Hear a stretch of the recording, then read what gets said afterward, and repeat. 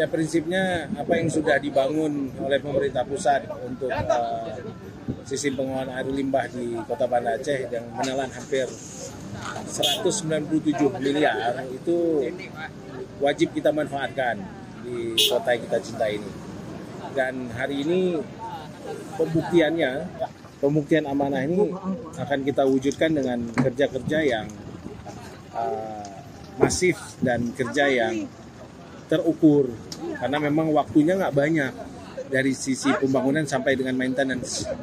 Jadi saya pastikan untuk manajemen pengelolaan sistem buang air limbah yang akan dikelola oleh PD Tirta Daroy itu dari sisi knowledge dan sisi transfer manajemen pengelolaannya dapat terlaksana dalam kurun waktu 1 tahun ini.